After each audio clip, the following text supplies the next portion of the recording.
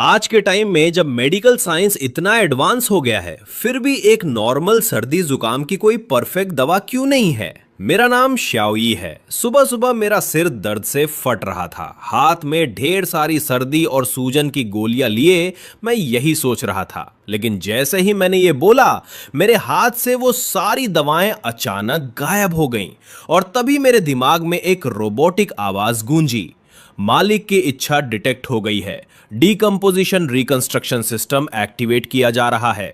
System ने मेरी उन नॉर्मल गोलियों को रिसाइकल किया और उन्हें रिकंस्ट्रक्ट करके मुझे सर्दी की 2 सुपर इफेक्टिव कैप्सूल्स दे दी। मैं तो एकदम ब्लैंक हो गया। क्या मुझे हेलुसिनेशन हो रहा है? पर जब मैंने हाथ में देखा तो वो 2 कैप्सूल सच में वहां थे। मेरी टैबलेट्स कैप्सूल में कैसे बदल गईं? मैंने ऑनलाइन नॉवेल्स में सिस्टम्स के बारे में बहुत पढ़ा था, पर मैंने सपने में भी नहीं सोचा था कि रियल लाइफ में मुझे कोई सिस्टम मिल जाएगा। तभी मेरी मॉम की चिल्लाने की आवाज आई, शाओई, क्या टाइम पास कर रहा है? आज कॉलेज एंट्रेंस से पहले तेरा लास्ट प्रैक्टिस एग्जाम है। जल्दी दवा खा और स्कूल निकल। मुझे पता है तू किसी टॉप यूनिवर्सिटी में तो जाने से रहा, पर किसी नॉर्मल कॉलेज लायक तो मार्क्स ले आ। मॉम का जूता उड़ने ही वाला था, तो मैंने ज्यादा नहीं सोचा। सेफ्टी के लिए दोनों गोलियां एक साथ नहीं खाई, बस एक कैप्सूल मुंह में डाला, दूसरा बैग में रखा और जैकेट पहनकर घर से भाग लिया। साइकिल पर बैठते ही मुझे फील हुआ, वेट, मेरी सर्दी गायब। मेरे अंदर अचानक से इतनी एनर्जी आ गई थी जैसे मैं कोई सुपर हीरो हूं। ये सब उस कैप्सूल का कमाल था। मैं खुशी से पागल हो गया और मैंने एक्साइटमेंट में सिस्टम को आवाज लगाई, सिस्टम, जल्दी अपने बारे में बताओ। सिस्टम ने बताया कि वो किसी भी चीज को तोड़कर रैंडमली नई चीज बना सकता है। मैं चाहूं तो अपनी पसंद की चीज भी बनवा सकता हूं, और अगर मॉलिक्यूल्स कम पड़े तो सिस्टम खुद ऐड कर देगा। अभी ये लेवल 1 पर था, यानी दिन में सिर्फ एक चीज रिकंस्ट्रक्ट कर सकता था। मेरे दिमाग की बत्ती चली। इसका मतलब अगर मैं एक कबाड़ हो चुकी लग्जरी कार खरीदूं तो क्या मैं उसे तोड़कर एकदम नई ब्रांड न्यू कार में बदल सकता हूं? बिल्कुल बदल सकता था। एग्जाम्स खत्म होते ही मैं यही करने वाला था। इमेजिन करो, मैं लाखों की कार लेकर कॉलेज जा रहा हूं और लड़कियां मुझे देखकर हाथ हिला रही है। पर तभी मॉम ने ऊपर खिड़की से फिर चिल्लाया, नीचे खड़ा क्या कर रहा है? स्कूल जाना है या मार खानी है? मैं बिना पीछे मुड़े सीधा स्कूल की तरफ निकल गया। मेरे जाते ही मॉम ने अंदर जाकर पापा पर गुस्सा निकाला। सारा दिन अपने टूटे बर्तनों में लगे रहते हो, कभी अपने लाडले को भी देख लिया करो, एकदम जीरो है पढ़ाई में। खैर, मैं हमेशा की तरह क्लास शुरू होने के एकदम एंड मोमेंट पर पहुंचा और पीछे अपनी फिक्स सीट पर बैठ गया। मेरे दोस्त ने मुझे देखकर कहा, भाई तुझे तो भयंकर सर्दी थी, आज तो मुझसे भी ज्यादा चार्ज्ड अप कैसे लग रहा है। इससे पहले मैं कुछ बोलता, हमारी खड़ूस क्लास टीचर पेपर्स का मोटा बंडल लेकर आ गई। सब रेडी हो जाओ, ये तुम्हारा लास्ट हाई स्कूल एग्जाम है, अपना बेस्ट देना। टीचर की वही पुरानी मोटिवेशनल स्पीच चालू थी। पेपर बंटने ही वाले थे कि अचानक फर्स्ट रो के कोने से लगातार और बहुत तेज खांसने की आवाज आने लगी। शांत क्लास में वो आवाज बहुत लाउड थी।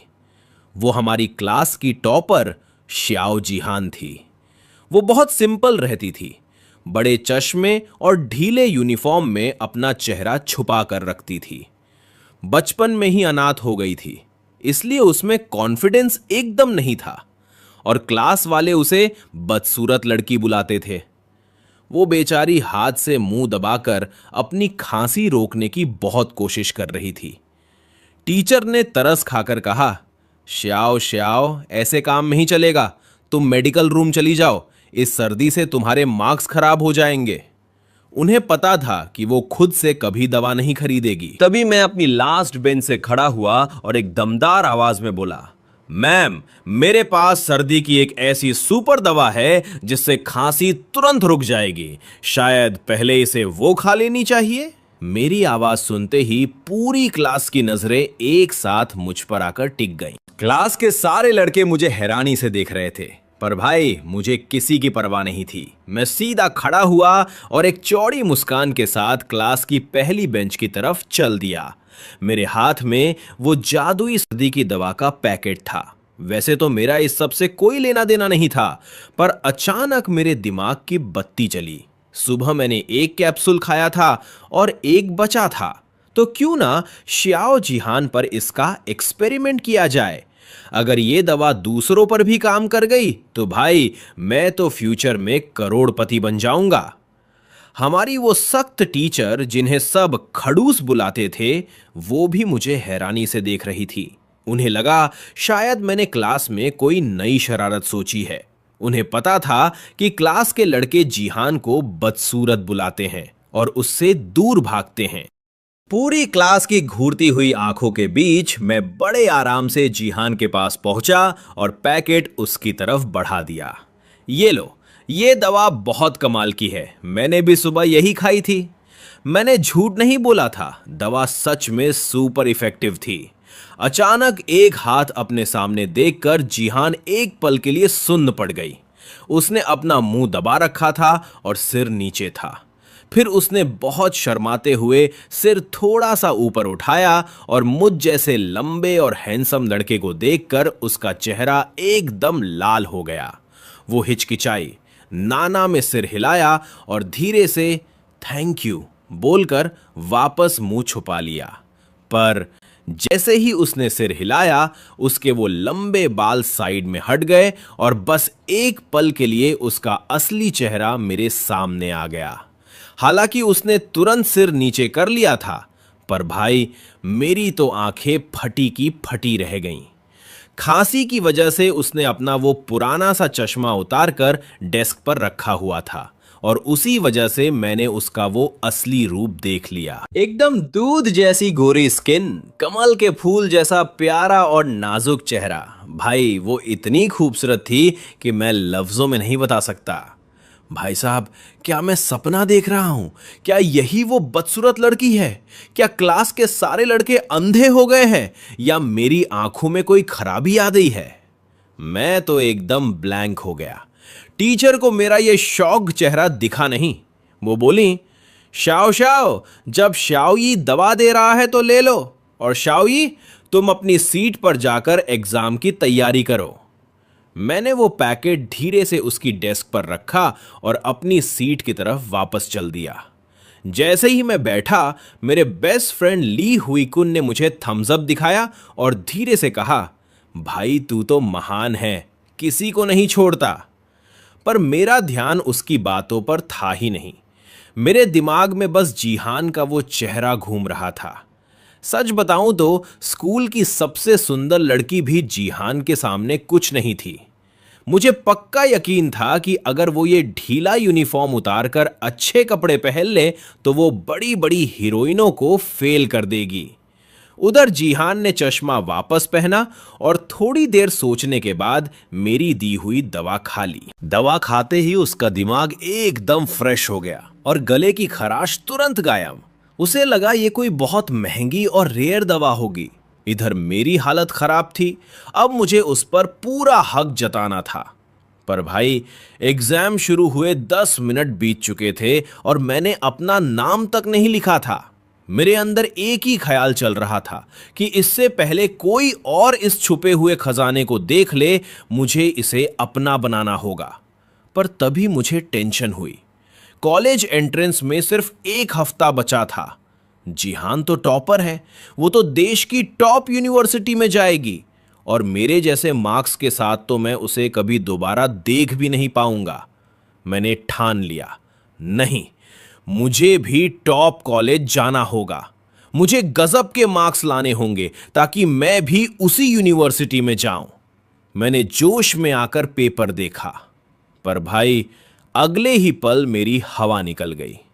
इंग्लिश के उस पेपर का हर एक अक्षर मुझे समझ आ रहा था, पर जोड़कर क्या मतलब बन रहा था ये मेरे पल्ले नहीं पड़ रहा था। तभी मेरी आंखें चमकी। अरे हां, मैं सिस्टम के बारे में कैसे भूल गया।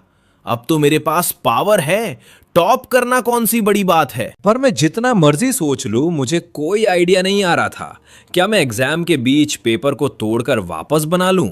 पर सिस्टम तो दिन में सिर्फ एक ही बार यूज कर सकता हूं और एग्जाम तो कई सारे होने थे। पूरे 2 घंटे मैं यही सोचता रहा।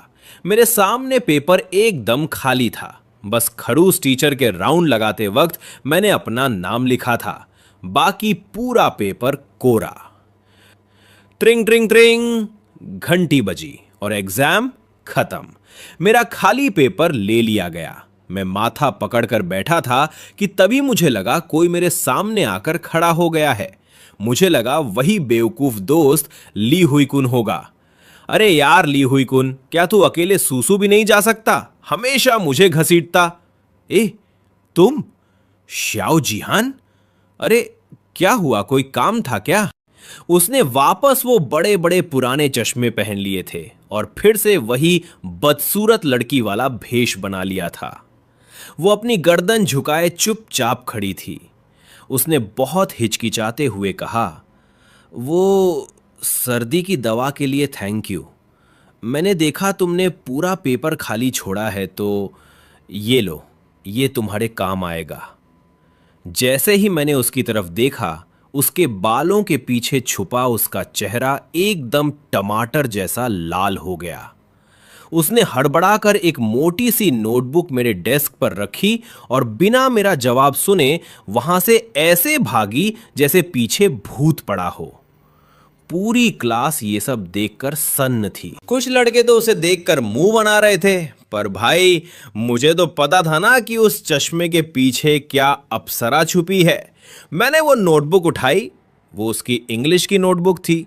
उसकी हैंडराइटिंग एकदम साफ सुथरी थी, पर सच बताऊं तो मुझे उन सिंबल्स के अलावा कुछ पल्ले नहीं पड़ रहा था।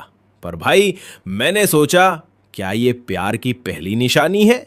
खैर, दिन का एग्जाम खत्म हुआ और मेरा रिजल्ट, भाई लाइफ का सबसे घटिया। जैसे ही छुट्टी की घंटी बजी, सब अपना बैग पैक करने लगे। मैंने बड़ी सावधानी से उस नोटबुक को अपने बैग में रखा। मेरा दोस्त ली हुई कुन ये सब देखकर अपना सिर खुजलाने लगा। वो बोला, बॉस ये क्या सीन है? तू इस चश्मिश की नोटबुक को इतना संभाल के क्यों रख रहा है? मैंने उसे झाड़ते हुए कहा, अबे ओए, अब से तेरा भाई कड़ी मेहनत करेगा। जा जाकर ब्रांड गोल्ड पी, वरना मैं तो टॉप यूनिवर्सिटी निकल जाऊंगा और तू यही कबार में रह जाएगा। अरे वेट, ब्रांड गोल्ड, मिल गया आइडिया। बोलते बोलते अचानक मेरे दिमाग की बत्ती चली। मैंने अपना बैग उठाया और बिना पीछे मुड़े सीधा स्कूल से बाहर भागा। पीछे से ली हुई कुन चिल्लाता रहा, पर मेरा ध्यान वहां था ही नहीं। मैं सीधा अपनी साइकिल उठाकर पास वाली फार्मेसी पर पहुंचा। मैंने दुकानदार से मेमोरी बूस्टर पिल्स का एक बॉक्स खरीदा और घर आ गया। अब बस रात के 12 बजने का इंतजार था, क्योंकि सिस्टम दिन में सिर्फ एक ही बार काम करता था। रात को जब 12 बजे, मैं बिस्तर से उछलकर खड़ा हुआ। सिस्टम, इन 7 गोलियों को तोड़कर एक सुपर ब्रांड पिल बना दो। अचानक मेरे हाथ से वो गोलियां गायब हो गई और सिस्टम की आवाज आई, डीकंपोजिशन और रिकंस्ट्रक्शन शुरू। मालिक को मिलती है एक सुपर ब्रांड पिल। मेरे हाथ में एक छोटी सी नीली गोली आ गई। मैंने बिना सोचे उसे निगल लिया, पर भाई 5 मिनट हो गए, 10 मिनट हो गए, कुछ नहीं हुआ। मैंने चिढ़कर सिस्टम से पूछा तो उसने बताया कि दिमाग को ऑप्टिमाइज करने के लिए मुझे सोना पड़ेगा। अगली सुबह जब मॉम ने दरवाजा खटखटाया तो मैं उठा, पर इस बार कुछ अलग था। आमतौर पर सुबह उठते ही जो आलस और भारीपन होता था वो गायब था। मेरा दिमाग इतना साफ और तेज महसूस हो रहा था जैसे मैं पूरी दुनिया की नॉलेज एक बार में पढ़ सकता हूं। क्या यही था उस सुपर पिल का कमाल? श्याओई की जिंदगी अब एक नया मोड़ लेने वाली है, जहां एक तरफ उसके पास जादुई सिस्टम की पावर है और दूसरी तरफ जिहान जैसी खूबसूरत लड़की का साथ। लेकिन क्या यह सब इतना आसान होगा? अगर आप इस कहानी के रोमांच को आगे भी महसूस करना चाहते हैं तो मुझे कमेंट सेक्शन में जरूर बताएं। वीडियो को एक प्यारा सा लाइक दें और बेल नोटिफिकेशन ऑन कर लें ताकि आप अगला धमाका मिस ना करें।